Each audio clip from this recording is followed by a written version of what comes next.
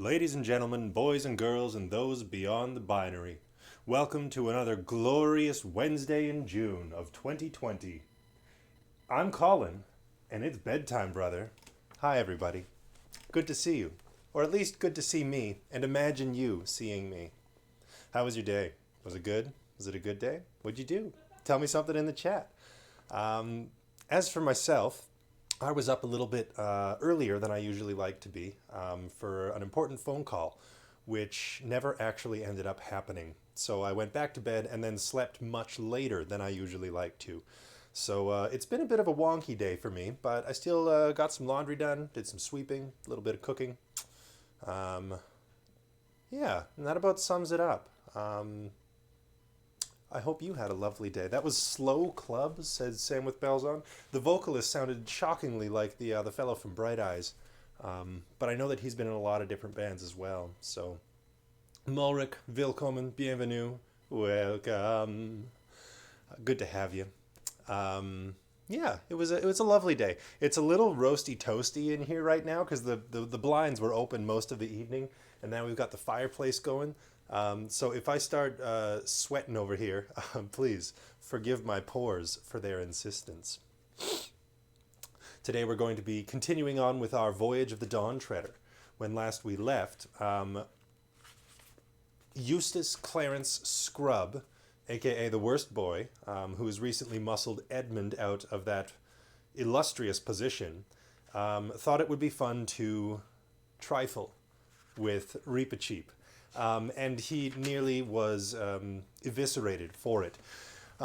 Instead, he just got a thorough lashing with the flat of a rapier, and we're all hopeful that he's learned something from that abominable practice. Definitely not the guy from Bright Eyes. Ah, well, more fool me. A cold lemonade, Lance, you're right. More fool me all the same. I ended up making myself a nice steaming cup of black tea. And now that I think about it, there's probably caffeine in this. So, well, I guess I'll see you all at bedtime tomorrow.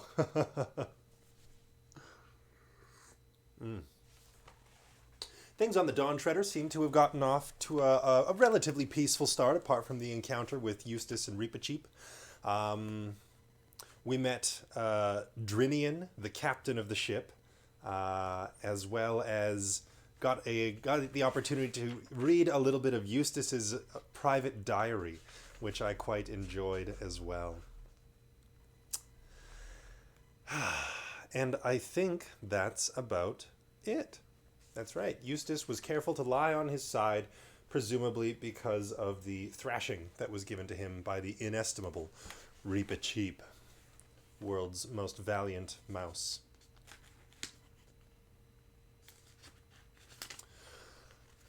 And so, wherever you are, I know that we've got a few folks listening on the road. That's pretty wild. Heather, Lance, drive safe. Get what you're going to. And everybody else, relax and put your feet up and enjoy. Chapter 3, The Lone Islands. "Land in sight!" shouted the man in the bows.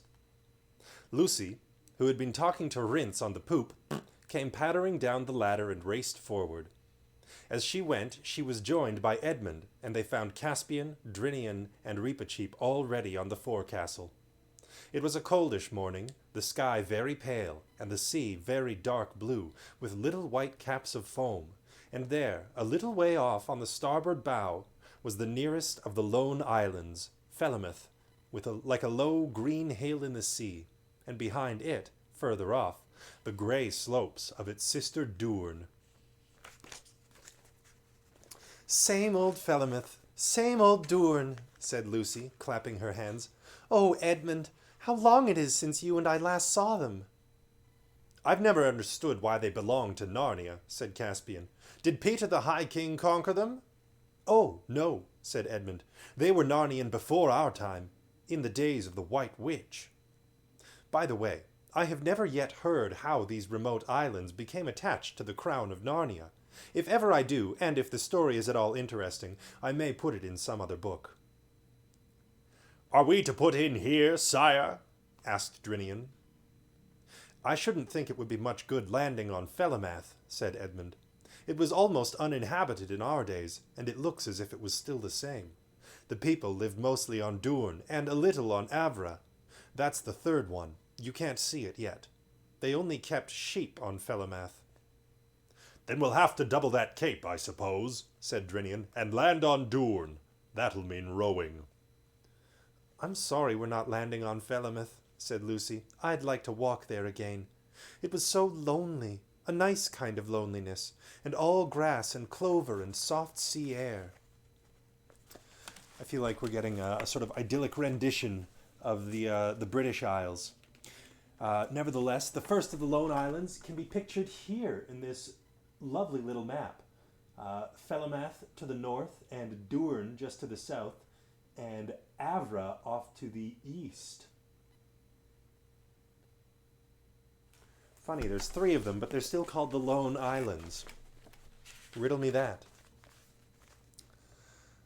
I'd love to stretch my legs too, said Caspian. I'll tell you what, why shouldn't we go ashore in the boat and send it back, and then we could walk across Felamath and let the Dawn Treader pick us up on the other side?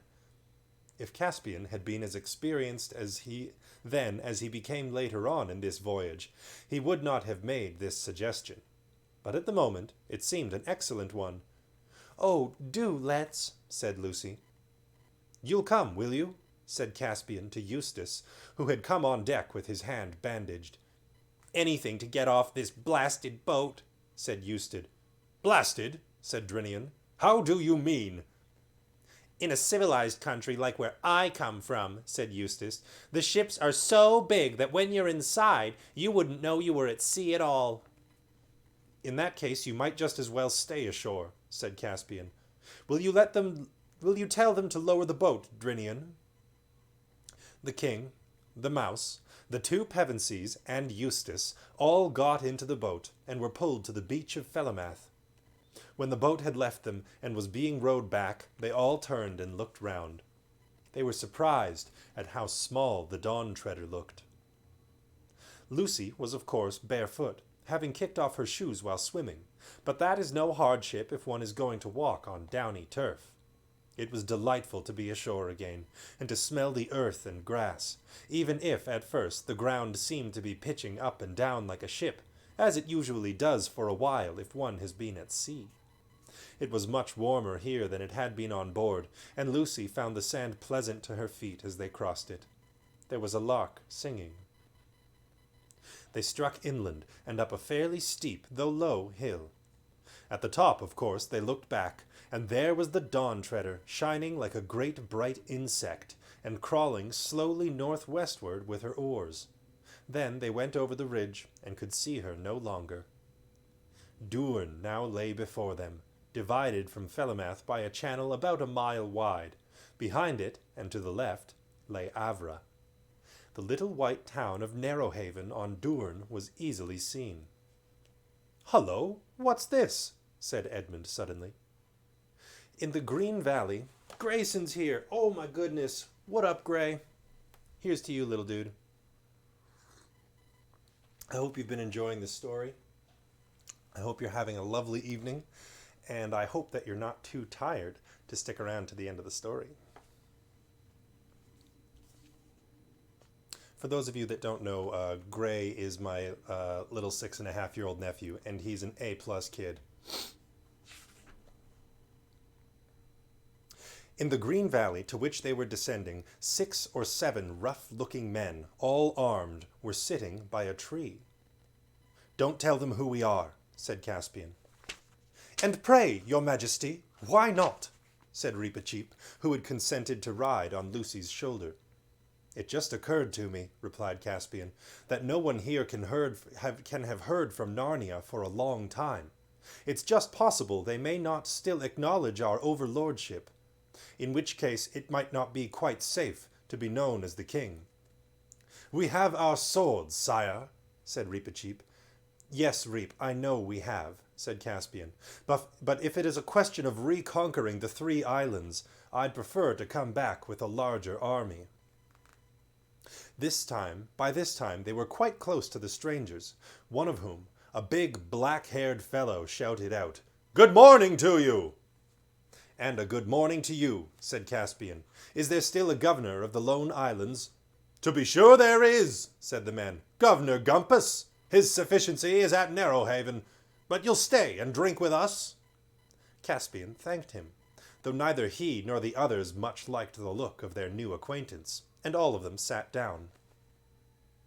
Not tired at all. Oh, good. Well, hopefully this story then can tucker you out just a little bit so you can have some nice sweet dreams soon. But hardly had they raised their cups to their lips when the black-haired man nodded to his companions, and, quick as lightning, all the 5 visitors found themselves wrapped in strong arms. There was a moment's struggle, but all the advantages were on one side, and soon everyone was disarmed and had their hands tied behind their backs, except Reepicheep, writhing in his captor's grip and biting furiously. "Careful with that beast, Tax," said the leader. "Don't damage him. He'll fetch the best price of the lot, I shouldn't wonder." "Coward! Poltroon!" squeaked Reepicheep. "Give me my sword and free my paws if you dare." "Whew!" whistled the slave master, for that is what he was. "It can talk! Well, I never did. Blowed if I take less than 200 crescents for him." The Calorman crescent, which is the chief coin in those parts, is worth about 1/3 of a pound, which for those of you keeping score at home is, well,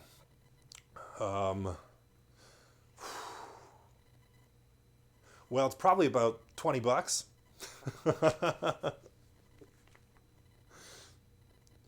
"So that's what you are," said Caspian, "a kidnapper and slaver. I hope you're proud of it." Now, said the slaver. "Don't you start any jaw. The easier you take it, the pleasanter all round, see? I don't do this for fun. I've got my living to make, same as anyone else." "Where will you take us?" asked Lucy, getting the words out with some difficulty. "Over to Narrowhaven," said the slaver, "for market day tomorrow." "Is there a British consul there?" asked Eustace. "Is there a witch?" said the man.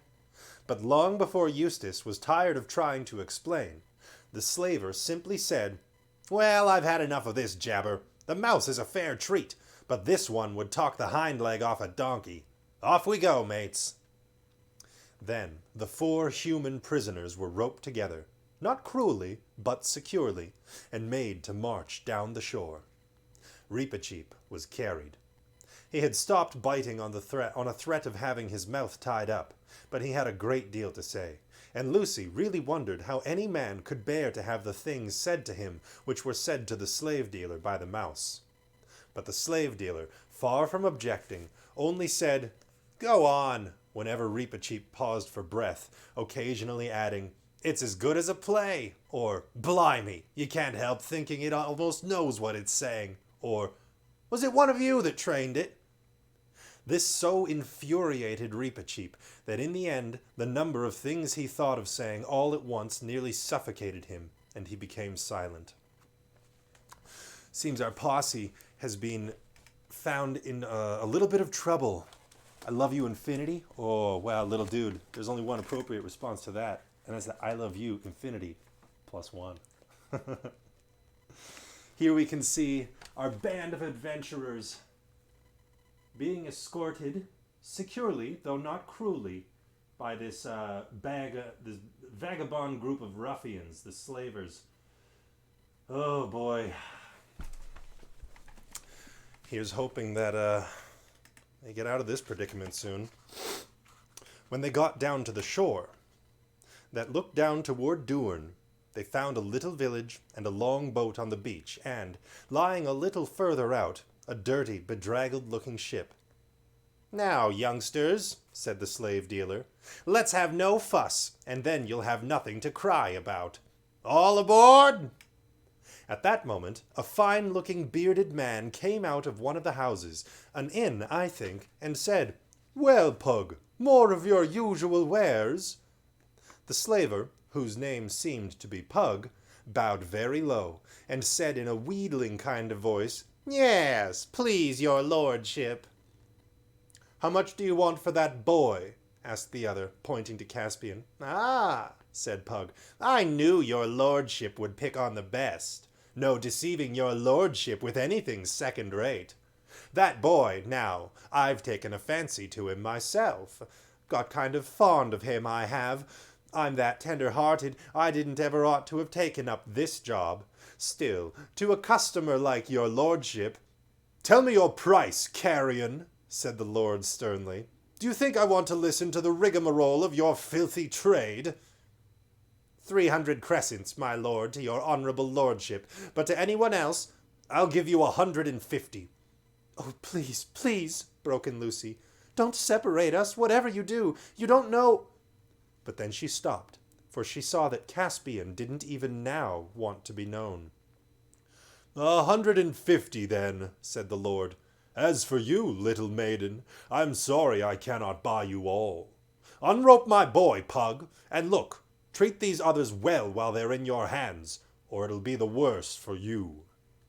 Well, said Pug, now who ever heard of a gentleman in my way of business who treated his stock better than what I do? Well, why, I treat 'em like my own children. That's likely enough to be true, said the other grimly. Grayson says, I love you infinity plus a very, very large number. Well, that's an awful lot of love, and I'm lucky to have it. Back at you, Gray. The dreadful moment had now come. Caspian was untied, and his new master said, This way, lad. And Lucy burst into tears, and Edmund looked very blank. But Caspian looked over his shoulder and said, Cheer up, I'm sure it will come all right in the end. So long. Now, missy, said Pug, don't you start taking on and spoiling your looks for the market tomorrow. You be a good girl, and then you won't have nothing to cry about, see? Then they were rowed out to the slave ship, and taken below into a long, rather dark place, none too clean, where they found many other unfortunate prisoners. For Pug was, of course, a pirate, and had just returned from cruising among the islands and capturing what he could. The children didn't meet anyone whom they knew. The prisoners were mostly Galmians and Terebinthians. And there they sat in the straw and wondered what was happening to Caspian, and tried to stop Eustace talking as if everyone except him was to blame. Meanwhile, Caspian was having a much more interesting time. The man who had bought him led him down a little lane between two of the village houses, and so out into an open place behind the village. Then he turned and faced him. You needn't be afraid of me, boy, he said. I'll treat you well. I bought you for your face. You reminded me of someone. May I ask of whom, my lord? Said Caspian. You reminded me of my master, King Caspian of Narnia. Then Caspian decided to risk everything on one stroke. My lord, he said, I am your master. I am Caspian, king of Narnia. You make very free, said the other. How shall I know this is true? Firstly, by my face, said Caspian. Secondly, because I know within 6 guesses who you are. You are one of those 7 lords of Narnia whom my uncle Miraz sent to sea, and whom I have come out to look for. Argos, Byrne, Octesian, Restamar, Mavramorn, or I have forgotten the others. And finally, if your lordship will give me a sword, I will prove on any man's body in clean battle that I am Caspian, the son of Caspian, lawful king of Narnia, lord of Cair Paravel, and emperor of the Lone Islands.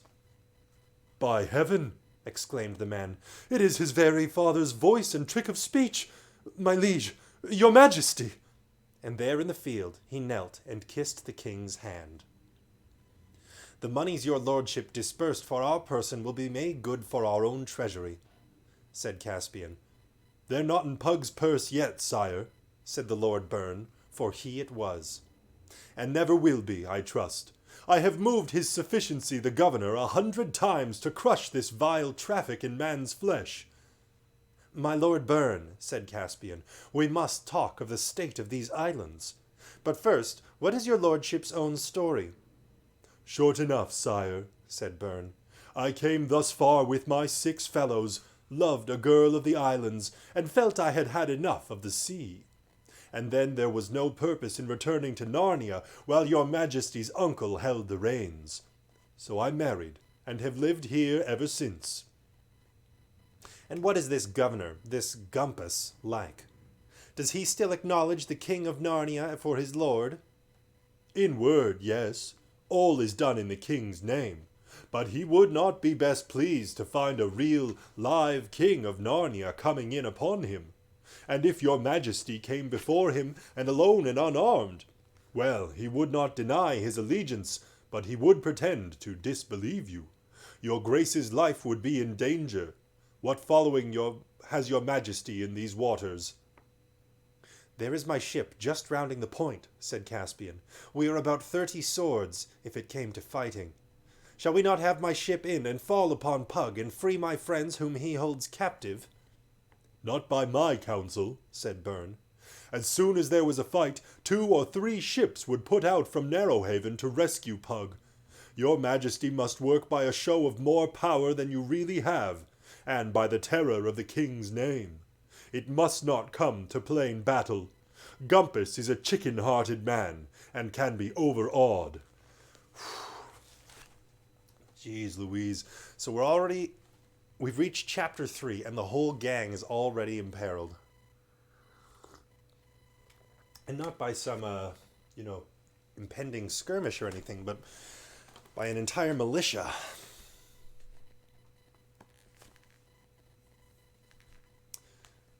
Gumpus says Marin is going straight into my vocabulary. Yeah, that's a banger of a name. I feel like it's one of those names that you really kind of get the picture, you know? It's like it's got grumpy, it's got pus. Yeah, gump, just generally speaking, is not a very intelligent sounding word.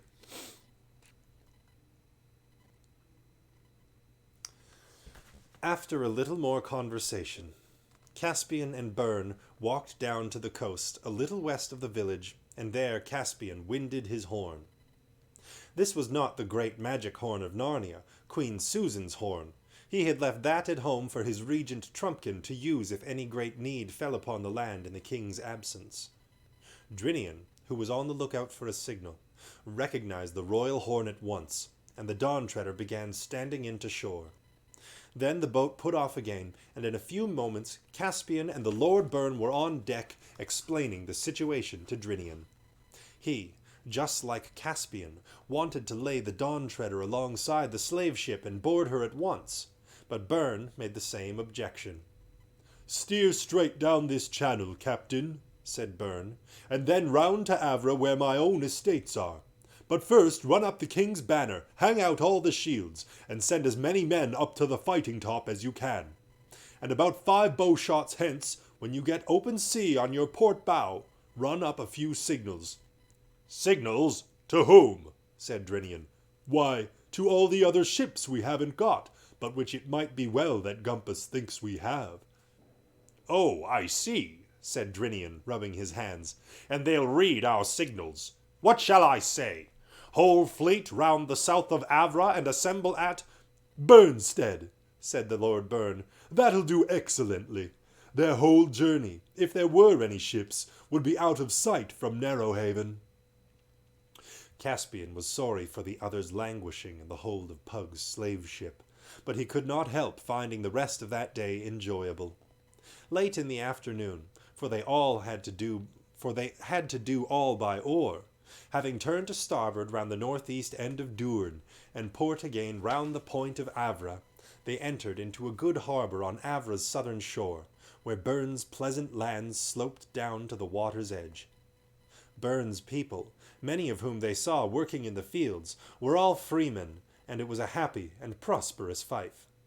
Here they all went ashore, and were royally feasted in a low, pillared house overlooking the bay. Byrne and his gracious wife and merry daughters made them good cheer. But after dark, Byrne sent a messenger over by boat to Doorn to order some preparations. He did not exactly say what, for the following day.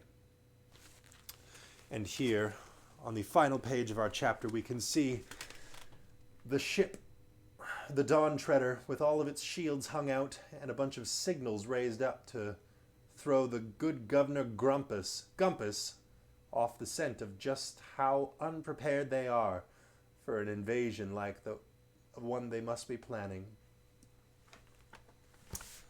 And that is the end of our story for tonight.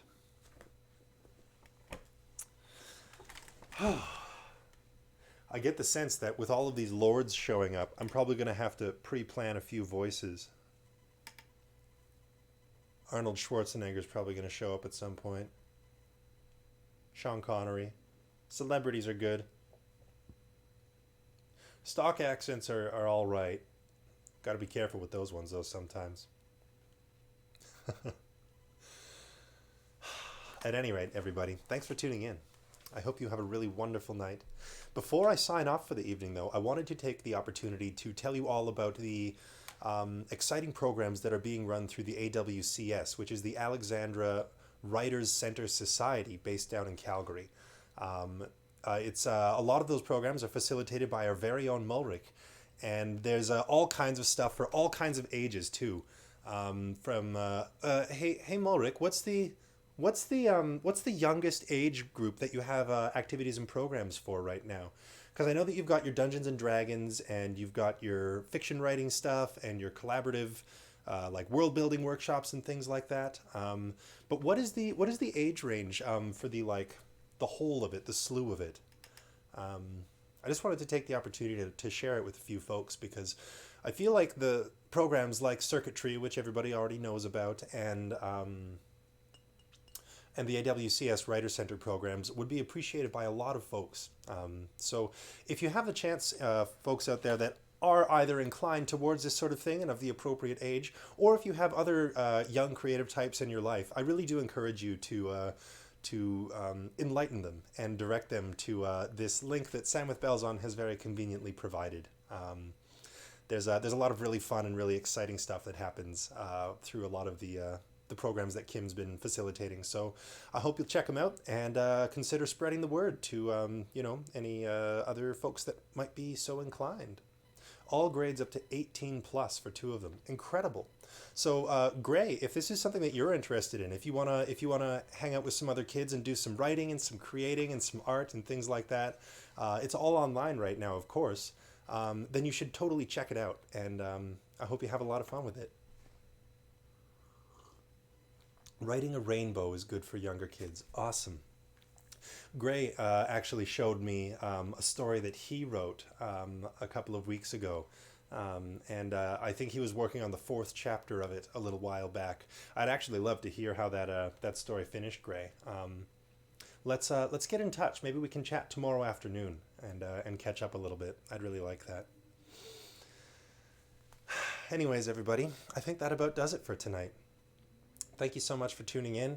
And once again, I hope you have a wonderful evening and a very restful sleep, and that tomorrow is galvanizing, inspiring, productive, and engaging, and all of those good things, unless you just need a day off, in which case I hope you get to take a nice bubble bath. Yeah, I love baths. I'm a bath man. Bath man through and through. Baths, 10 out of 10. I love baths, you guys. That's right, the movie making program, Mulric. Brilliant. Well, I know that Gray's sent me tons of videos of stuff, him fiddling around with the apps and Facebook and stuff. So that's certainly up his alley. I'll talk to him a little bit about it tomorrow too, and see if it might be something he's keen on. Anyways, everybody, have a great night's sleep, and thanks again for tuning in. Good night, moon, and good night, stars.